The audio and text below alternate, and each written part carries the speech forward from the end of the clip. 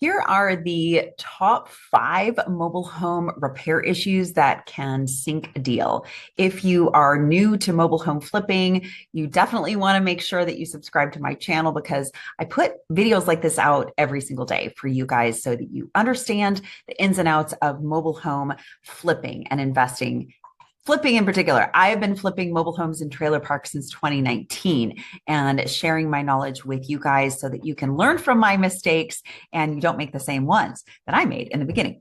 So, number one issue that I think is a huge red flag if you are walking into a mobile home and you see extremely sagging ceilings. Now, I have seen a lot of sagging ceilings. I've seen a lot of roof leaks that can lead to some stains on the ceiling. I've seen I feel like most of the mobile home deals that I have ever done have had some kind of roof issues. So where you have a little bit of leaking or a lot of leaking.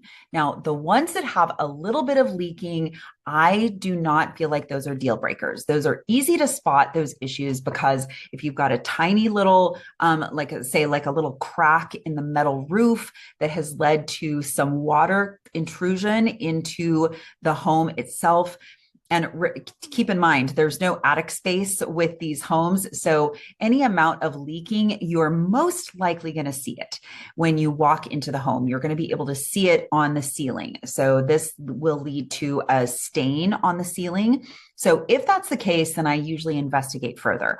However, if you have a mobile home where there is a substantial amount of leaks, where you have a lot of cracks in the roof and or a lot of just the roof hasn't been replaced or maintained, and it can lead to a lot of cracks, a lot of water intrusion into that home. So in that case, that mobile home can have a huge amount of water intrusion where the ceiling now is sagging. So you can spot this. It's very, very easy to spot. You will see it with your eyes when you walk into the home. You will see if an entire room has a bowed or sagging ceiling, like in a living room or a bedroom or something like that, then that would be a huge red flag to me because not only is that roof going to need to be replaced, which again, that's not a deal breaker. I've replaced a lot of roofs, but it also could mean that there are broken or rusted out not rusted out, but rotted trusses, roof trusses that need to be replaced. You could have an issue where you've got to replace all the insulation as well as the ceiling panels.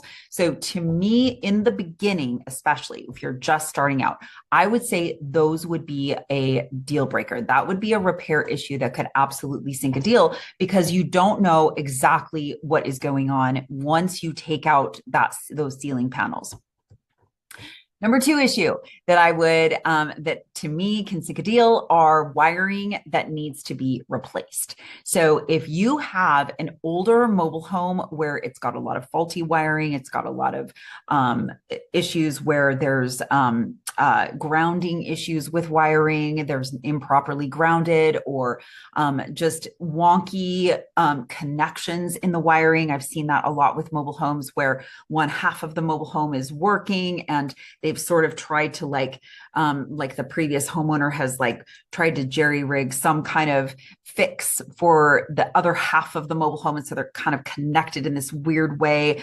And so you've got this entire half of the mobile home that isn't wired properly. That honestly could be a huge expense that could sink a deal.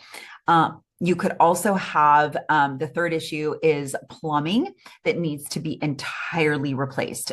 Plumbing to replace an entire home's plumbing is extremely expensive. So any of the homes that were built in the 70s are typically going to have, very often are going to have old galvanized pipes. And those they can be corroded and rusted and just have a lot of issues with them. And so in order to sell that home and have a buyer that is going to be wanting to live there, you're going to need to possibly replace that entire plumbing. I would stay away from something like that in the beginning because unless you've got a good handle on what those costs are, you may not know how to negotiate a deal for how to get the best profit margin with something that's that expensive to replace. The fourth thing I would stay away from are any kind of structural issues.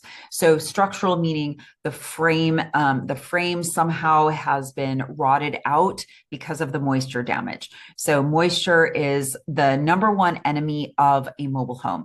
Any amount of water intrusion is going to lead to massive amounts of issues, potentially with the actual frame of the mobile home. I have dealt with a lot of situations where there's been an indication that there is some amount of damage because the siding itself is possibly warped on the outside.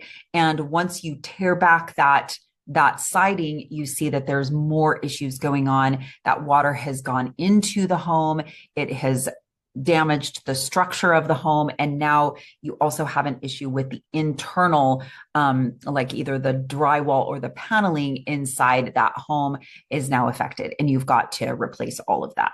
So those can be kind of deep rabbit hole type issues that once you get started, you're like, oh my gosh, this is a huge issue for me. I can't, it's just a lot of repair costs. At the very least, you're going to end up spending a lot of money just trying to figure out what's going on with the home. So I would stay away from anything that has a lot of structural issues. I should say too that it's very, very common structurally that the flooring needs to be replaced. Not the flooring, but the subfloor and the floor joists some of those need to be replaced. Those typically can be a lot easier to replace in my experience. I have had a lot of homes where I've replaced portions of floor joists or subfloor. Subfloor is very common, but floor joists. And those are not necessarily a huge deal. It's really honestly where you're dealing with siding and things like that. That's what I mean by structural. So I would say just the other thing that can sink a deal, this is the number 5 thing, is not knowing your numbers.